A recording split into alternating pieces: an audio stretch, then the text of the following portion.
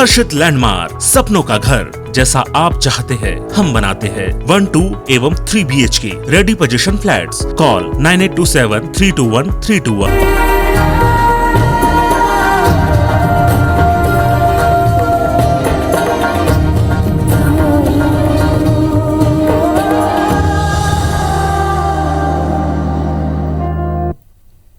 नमस्कार, धरोहर में आप सभी का बहुत बहुत स्वागत है। मैं हूं आप सभी के साथ रचना नीतीश। आज हमारी खास पेशकश में हम बात करेंगे मध्य प्रदेश के चंदेरी में स्थित चंदेरी किले की, जिसे कीर्ति दुर्ग के नाम से भी जाना जाता है। ये किला मध्य भारत में स्थित है और इसी वजह से ये मुगल बादशाहों की पहली पसंद बन गया। राजपूतों ने यहाँ बाबर से भीषण युद्ध किया था और यहाँ के दरवाजों पर खून से लिखा इतिहास दर्ज है। वीरांगनाओं की जौहर की शौर्य गाथा है। तो कैसा था चंदेरी किले का इतिहास, जिसने बाबर को भी पस्त कर दिया था? आइए जानते हैं चंदेरी का कीर्ति दुर्ग की कहानी।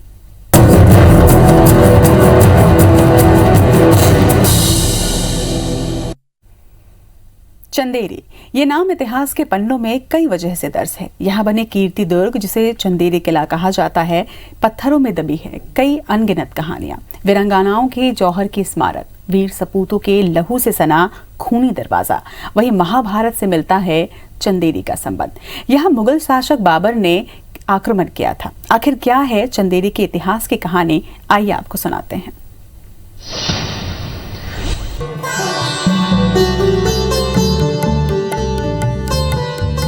पूरे भारत में हर जगह इतिहास की इमारतें किलों के रूप में दिखाई दे जाएंगी। अगर भारत के मशहूर किलों की बात की जाए तो उसमें एक नाम चंदेरी के किले कीर्ति दुर्ग का भी विशेष रूप से लिया जाएगा। चंदेरी में पहाड़ी पर बना कीर्ति दुर्ग स्थापत्य कला की जीवंत मिसाल है। चंदेरी के इतिहासकारों की माने तो यह किला 11वीं शताब्दी में प्रतिहार शासक कीर्तिपाल द्वारा बनाया गया था, इसलिए इस किले का नाम कीर्ति दुर्ग पड़ा। लगभग 71 मीटर ऊंची पहाड़ी पर बना कीर्ति दुर्ग चंदेरी का मुख्य आकर्षण का केंद्र है। यहाँ का स्वतंत्र प्रशासक महमूद खिलजी था। उसके शासन के दौरान यहाँ अनेक सुंदर इमारतों का निर्माण हुआ। जानकार बताते हैं कि पहले चंदेरी मालवा की राजधानी भी रही है। वहीं कई लोग इसका इतिहास महाभारत काल का भी बताते हैं। चेदी राजा शिशुपाल से भी चंदेरी को जोड़ा जाता है। बताया जाता है कि चेदी राज्य ही चंदेरी बना। वहीं किले के नीचे स्थित मंदिर में एक यज्ञशाला है, जिसे शिशुपाल की यज्ञशाला भी बोला जाता है। पूरे भारत में जितने भी शासक रहे हैं उन सभी के निशान चंदेरी में मिल जाएंगे। चंदेरी किले के राजा जब मेदिनी राय थे तब 1528 में सबसे महत्वपूर्ण घटना घटित हुई, जब बाबर ने इस पर आक्रमण कर दिया। एक लंबे संघर्ष और काफी खून खराबे के बाद बाबर ने इस किले पर विजय भी प्राप्त कर ली। कहते हैं कि जब मुगल सम्राट बाबर ने चंदेरी का किला जीता, बाबर ने ये दुर्ग 1528 में जीता था। बाबर की मौत के बाद मालवा सुल्तान मल्लू खान ने चंदेरी पर कब्जा कर लिया। बाद में बाबर के बेटे हुमायूं ने कब्जा कर अपने आधिपत्य में से ले लिया। 1605 में मुगलों ने बुंदेल राजाओं को ये चंदेरी सौंप दी। बाद में यहां सिंधिया स्टेट का कब्जा हो गया। संतोष शर्मा, IBC 24, अशोकनगर। चंदेरी किले पर 1528 ईस्वी में मुगलों और राजपूतों के बीच भयंकर युद्ध हुआ। युद्ध में एक तरफ बाबर की सेना थी और दूसरी तरफ राजपूत राजा मेदिनी राय की सेना। खानवा के युद्ध राणा सांगा घायल होकर युद्ध के मैदान में से भागे। इसमें कई इनके सहायक भी थे। इनमें से एक राजपूत राजा मेदिनी राय थे और वहां वो लौटकर अपने किले में वापस चले आए।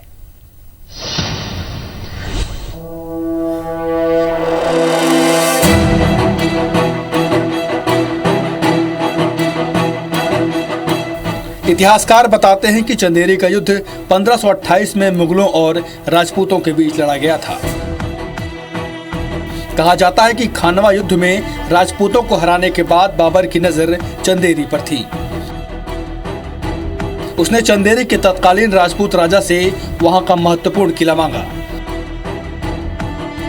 और बदले में अपने जीते हुए कई किलों में से कोई भी किला राजा को देने की पेशकश की।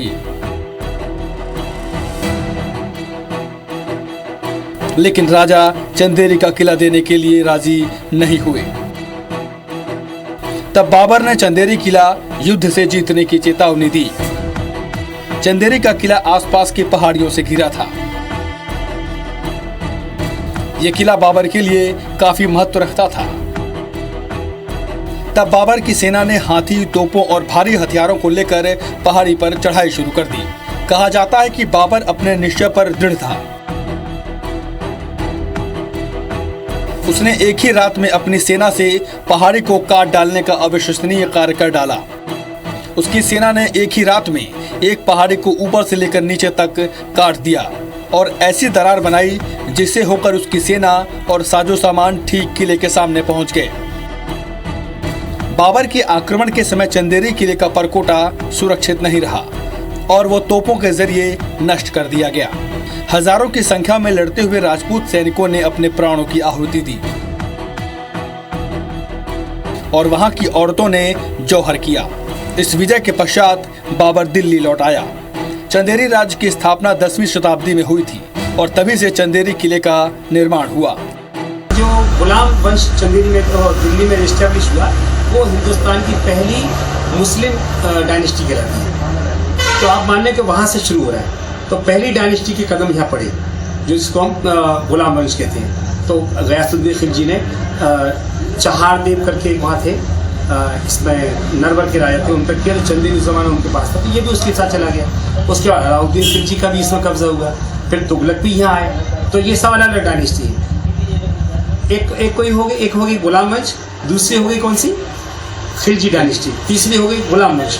गुलाम वंश के बाद में यहाँ पर आ गए गौरी लोग, गौरी के बाद में आ गए यहाँ पर मालवा के खिलजी लोग। उनके बाद में यहाँ बीच में फिर इब्राहिम लोदी भी आ गए, फिर सिसोदिया शासक भी आ गए राष्ट्रीय तौर से। उसके बाद में फिर बीच में है ना ये भी आ गए शेरशाह सूरी, ये पठान डायनेस्टी थी, ये भी आ गए। उसके बाद मुगल्स आ गए। मुगल के बाद में सीधा बुंदेला आया, बुंदेला के बाद में सिंधिया, तो सिंधिया के बाद देश आज़ाद हुआ तो हमारा शहर चंदेरी चला गया, मध्य भारत और मध्य प्रदेश का पार्ट बन गया। बाबर के पश्चात 7 बार यहाँ युद्ध हुए थे। युद्ध मुस्लिम, अफगान, राजपूत और अंग्रेजों से हुए। यहाँ पर अनेक स्थल युद्ध स्मारक के रूप में उपलब्ध होते हैं। 11वीं शताब्दी में यह नगर एक महत्वपूर्ण सैनिक केंद्र भी था और प्रमुख व्यावसायिक मार्ग भी यहीं से होकर जाते थे। स्थान मालवा तथा बुंदेलखंड की सीमाओं पर स्थित होने के कारण महत्वपूर्ण था। दुर्ग आसपास की पहाड़ियों से घिरा हुआ था, इसलिए यह बेहद सुरक्षित किला माना जाता था। उनका नाम था राजा मर्दन सिंह, बड़े मशहूर थे। तो हैमिल्टन की फौज जब जबलपुर से बताते हैं कि जब झांसी की तरफ आ रही है तो उसमें 2 लोग मशहूर थे, एक का नाम था हीरोज, एक का नाम था जनरल कीटिंग। तो वो चंदेरी की तरफ आए क्योंकि ये पीछे पड़ रहा है और बुंदेला यहाँ राज कर रहे हैं और रानी लक्ष्मीबाई का साथ दे रहे हैं। साथ तो एक दूसरे सब ही रहते, लेकिन ये पीछे पड़ गए। तो हमारे राजा को जिंदा पकड़ लिया गया, मर्दन सिंह जी को, और फौज उनको पकड़ के ले गई और जा करके लाहौर की जेल में डाल दिया। तो कहते हैं कि 23 साल तक वो जेल में रही और बाद में आखिरी में अंग्रेज़ों ने छोड़ने देख लिया कि छोड़ेंगे नहीं। अब उनकी देखा कि अब अंतिम हमारा यही होगा, तो बेहतर है कि हम रिक्वेस्ट करें और अगर इन्होंने मान लिया तो हमको शिफ्ट करते हैं हिंदुस्तान में। तो हिंदुस्तान में शिफ्ट किया तो कहते हैं कि मथुरा में उनका देहावसान हो गया, वहीं पर उनकी समाधि हुई। इतिहासकार मानते हैं कि 13वीं शताब्दी में चंदेरी का पतन 5 बार हुआ। दिल्ली और मालवा के सुल्तानों ने इस दुर्ग पर अपना अधिकार किया। यहाँ अनेक स्थलों में मुस्लिम वास्तुशिल्प के दर्शन होते हैं। मालवा के सुल्तानों ने दिल्ली से स्वतंत्र होकर अपनी स्वतंत्र राज्य सत्ता यहाँ स्थापित की और 30 सालों तक लगातार शासन किया। यहाँ का स्वतंत्र प्रशासक महमूद खिलजी था। उसने शासन के दौरान यहाँ अनेक सुंदर इमारतों का निर्माण कराया। सन 1445 में उसने कुशल महल का निर्माण कराया। इसमें 4 कक्ष थे, 7 छज्जे एवं अनेक मंदिर के अवशेष उपलब्ध होते हैं। इस महल की ऊंची ऊंची दीवारें हैं, इसमें अनेक झरोखे लगे हुए हैं। इसी के समीप जैन तीर्थकारों की मूर्तियां उपलब्ध होती हैं। ये खड़ी मुद्रा में हैं और 3 मूर्तियां बैठी हुई मुद्रा में। ये मूर्तियां एक गुफा में हैं। चंदेरी कभी एक वैभवशाली नगर था तथा यहाँ बड़े बड़े यात्री और व्यापारी रहा करते थे। उनके मकान और महल, जिन्हें हवेली के नाम से पुकारा जाता था, आज भी यहाँ देखने को मिलते हैं। संतोष शर्मा, IBC 24, अशोकनगर। चित्तौड़ का जौहर हर किसी ने देखा और जाना, लेकिन अशोकनगर के चंदेरी की राजपूत रानियों को समर्पित यहाँ एक और जौहर स्मारक भी बना हुआ है। बाबर से हुए युद्ध के समय जिन राजपूत रानियों ने जौहर किया था, उन्हीं की याद में इस स्मारक का निर्माण किया गया। जौहर स्मारक किले के ठीक बाहर ही स्थित है और ऐसा कहा जाता है कि जब बाबर ने आक्रमण किया तब राजपूत राजा सहित सैनिक युद्ध में मारे गए। इधर राजपूत रानियों ने अपने आप को आग के कुंड के हवाले कर दिया और उसे जौहर कहा जाता है। उन्हीं की याद में ये जौहर स्मारक बनवाया गया।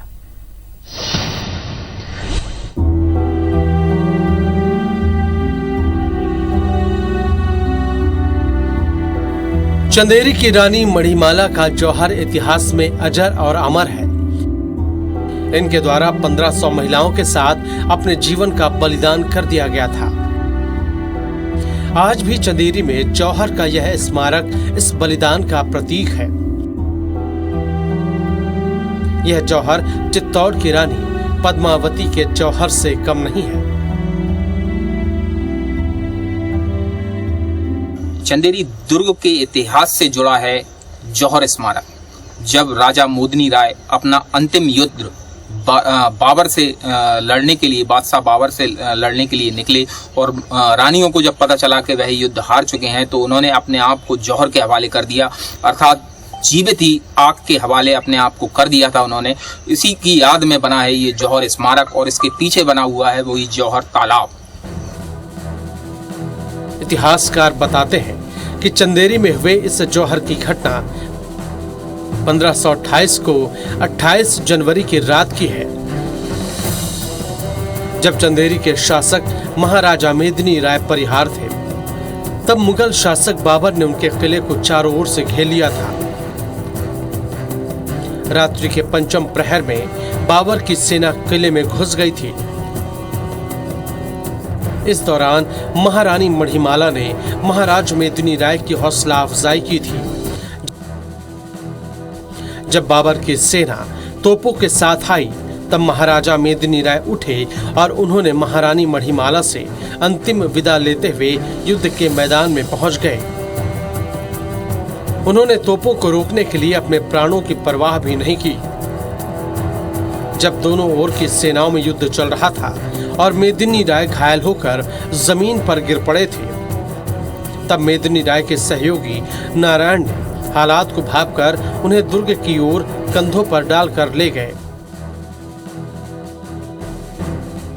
इसी बीच बाबर ने चंदेरी पर तुर्क ध्वज फहरा दिया।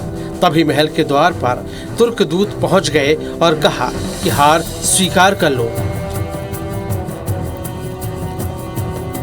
तब उन्हें संधि की सलाह दी गई। लेकिन इसी बीच महारानी मणिमाला ने कहा कि संधि ही करनी थी तो इतने लोगों को मरवाया क्यों? हम उन विधवाओं को क्या जवाब देंगे?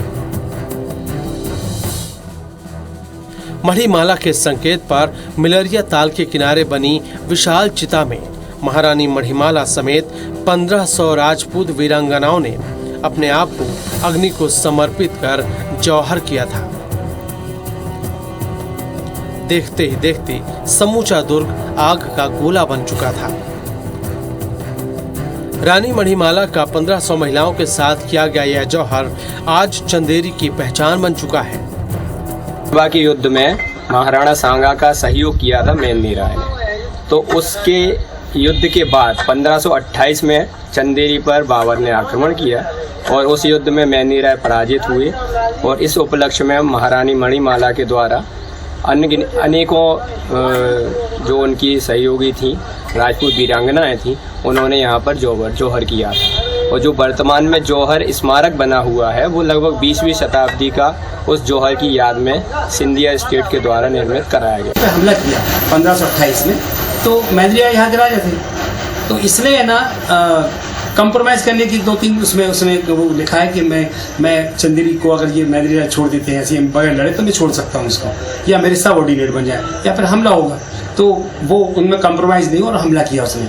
तो कहते हैं कि जो जौहर स्मारक आपने अभी देखा होगा उसके पीछे रानियों ने और यहाँ की जो राजपूतानियाँ थी उन्होंने बहुत सारा लकड़ी वकड़ी जो भी इकट्ठी करा करके और अपनी सतीत्व की रक्षा करते हुए रानियाँ, देखिए उसमें फिगर तो नहीं मिलता, लेकिन ये जब सैकड़ों जो लिखा है तो सैकड़ों का मतलब 1000 के आसपास तक हो सकती है। चंदेरी में आज भी यह जौहर का स्मारक उनके बलिदान से अवगत कराता है। स्मारक स्थल पर युद्ध होते हुए दिखाया गया है तो स्मारक के निचले सिरे पर एक साथ महिलाओं का जौहर होते दिखाया गया है। चंदेरी के इस जौहर की गाथा अलग अलग इतिहासकारों और पुस्तक लेखकों ने चंदेरी के इतिहास को लेकर इस जौहर का उल्लेख किया है। आज भी चंदेरी में जौहर का स्मारक कीर्ति दुर्ग के पास है और जिस स्थान पर महिलाओं ने जौहर किया था उसे खूनी तलैया के नाम से जाना जाता है। संतोष शर्मा, IBC 24, अशोकनगर। चंदेरी के जौहर स्मारक के बाद आइए हम आपको दिखाते हैं चंदेरी दुर्ग का वो खूनी दरवाजा जिसे देखकर मुगल बादशाह बाबर भी घबरा गए थे और उसे मुंह से भी चीख निकल गई थी। आखिर क्या था इस खूनी दरवाजे का रहस्य और क्यों ये इतिहास में दर्ज है, आइए जानते हैं।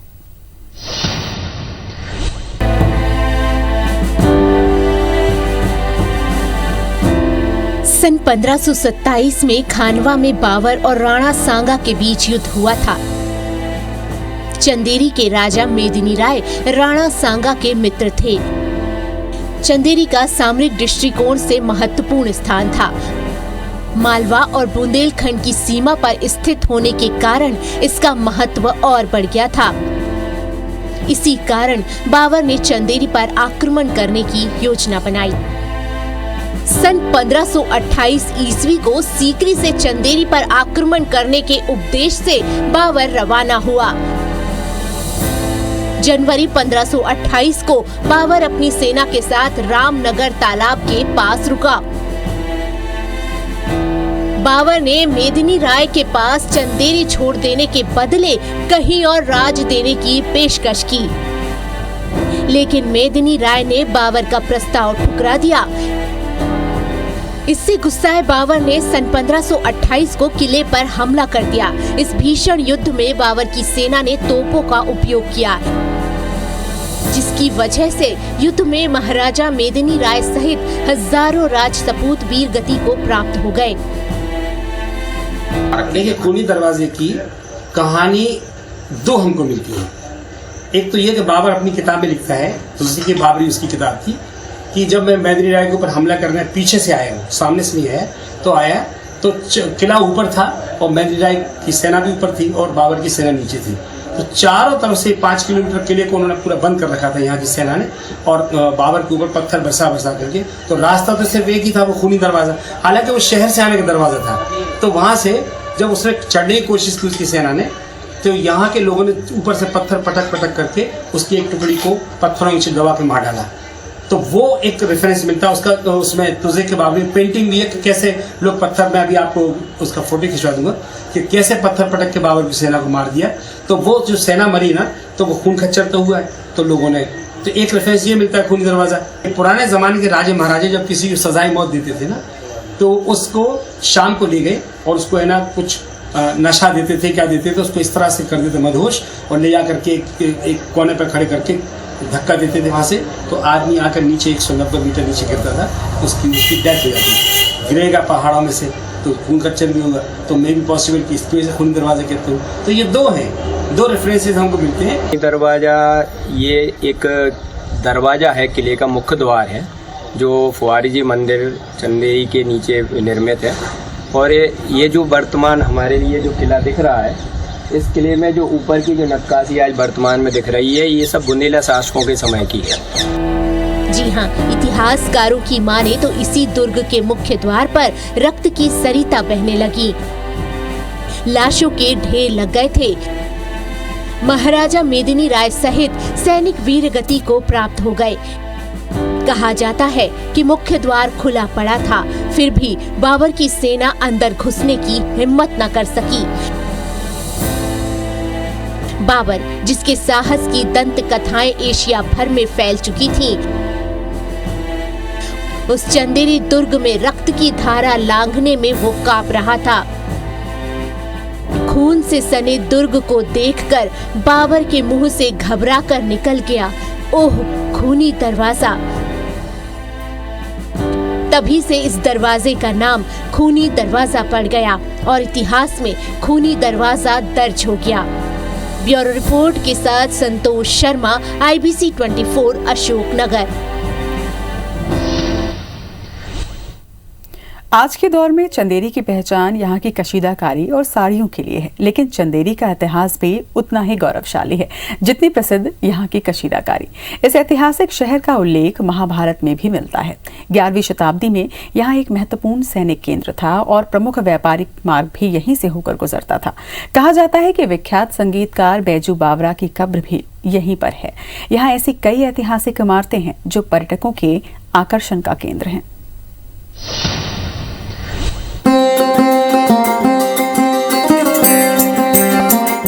मध्य प्रदेश में ग्वालियर और मुरैना जिले की सीमा पर बसा गुना जिले के निकट चंदेरी नामक गांव है। ये गांव हरे भरे जंगलों के बीच बसा है, जिसमें शरीफे के पेड़ बड़ी संख्या में पाए जाते हैं। सामाजिक और आर्थिक दृष्टि से ये बुनकरों का गांव है। ऐसा कहा जाता है कि बड़ौदा की महारानी बुनकरों को खुद बेहतरीन सूत देकर उनसे साड़ियां बुनवाया करती थीं। प्राचीन काल में कपास के अत्यंत बारीक धागों से चंदेरी साड़ियों की बुनाई की जाती थी। वहीं मुगल काल में इन साड़ियों को बुनने के लिए ढाका से बारीक मलमल के रेशे मंगवाए जाते थे। चंदेरी फैब्रिक का इतिहास वैदिक युग में मिलता है। जानकार कहते हैं कि भगवान श्री कृष्ण की बुआ के बेटे शिशुपाल ने इसकी खोज की थी। यहाँ चंदेरी में 3 तरह के फैब्रिक्स तैयार किए जाते हैं: प्योर सिल्क, चंदेरी कॉटन और सिल्क कॉटन। और साड़ी तो पुश्तैनी बना रहे हैं, पहले पापा जी बनाते थे, दादाजी बनाते थे, अब बच्चा भी है बनवा रहे हैं, पहले बनाते थे। और साड़ी तो मैंने 1000 से स्टार्ट है, बर्फ बढ़ जाता है तो 50,000 तक। फूड भी है, फैब्रिक भी है, कुछ डिजाइनरों से भी काम करते हैं। कितना माना जाता है कि चंदेरी का इवोल्यूशन शुरू हुआ 1890 में, जब बुनकर हाथ से बने यॉर्न के बजाय मिल मेड यॉर्न से कपड़ा बुनने लगे। इस प्रकार चंदेरी के विकास की सर्वप्रथम शुरुआत हुई। चंदेरी फैब्रिक के निर्माण के लिए मिल मेड यॉर्न के उपयोग के बाद अंग्रेज मैनचेस्टर से कोलकाता होते हुए सूती धागा चंदेरी लेकर आए। यह चंदेरी फैब्रिक के इतिहास में एक बड़ा बदलाव लेकर आया। 17वीं सदी में चंदेरी साड़ियाँ बुनने के लिए मैनचेस्टर से सूती धागा मंगवाया जाने लगा, जो कोलकाता की बंदरगाह से होते हुए चंदेरी तक पहुंचता था। उसके बाद साड़ियाँ बुनने के लिए जापान, चीन और कोरिया से भी रेशम मंगवाया जाने लगा और चंदेरी साड़ियाँ सिल्क से भी बुनी जाने लगी और रेशमी धागों से बुनी गई साड़ियाँ ज़्यादा पसंद करने लगे। अच्छी बात यह है कि ये इसमें जो 700 साल पहले हैंडलूम की इंडस्ट्री जो कायम हुई थी, उससे आज चंदेरी भले हिस्ट्री के बारे में ना जाने, लेकिन चंदेरी हर 10 फैमिलियों में से 8 फैमिलियों में लोग चंदेरी को साड़ी के नाम से जानते हैं। वैसे इन साड़ियों को बनाने के लिए कड़ी मेहनत लगती है। साड़ियों की बुनाई के लिए सबसे पहले कंधे पर धागा चढ़ाया जाता है। ये काफी मेहनत और धैर्य का काम है, जिसे पूरा करने में लगभग पूरे दिन का समय लग जाता है। चंदेरी साड़ियों के रंग संयोजन में पृष्ठभूमि और बॉर्डर की समरसता का विशेष ध्यान रखा जाता है। वरुण धवन, अनुष्का शर्मा, सोनाक्षी सिन्हा और अपना क्या नाम क्या बोलते हैं मनोज जोशी जी आए थे, और एक जो श्रेयाजी शिंदे जी हैं। बहुत सारे एक्टर ऐसे हैं जो आ चुके हैं, राजकुमार राव, अपना क्या बोलते हैं श्रद्धा कपूर, बहुत से सेलिब्रिटी हैं सर जो चंदेरी आ चुके हैं और अभी भी आगे भी सर उम्मीद है बड़े बड़े सेलिब्रिटी चंदेरी आएंगे। आज बुनकरों के लिए सबसे बड़ी समस्या पूंजी और कच्चे माल की है। हालांकि पिछले कुछ सालों में यहाँ के बुनकरों की दशा में सुधार जरूर हुआ है। अब वो खुद कच्चा माल खरीदने और तैयार माल बेचने में भी सक्षम हैं। वहीं मध्य प्रदेश वस्त्र कॉरपोरेशन की ओर से ऋण की भी व्यवस्था की गई है। आज यहाँ की साड़ियाँ विश्व प्रसिद्ध हो चुकी हैं। फिल्मी सितारे भी इन साड़ियों को बेहद पसंद करते हैं। संतोष शर्मा, IBC 24 अशोकनगर। धरोहर में आज हमारे इस खास कार्यक्रम में इतना ही। मुझे दीजिए इजाजत। नमस्कार।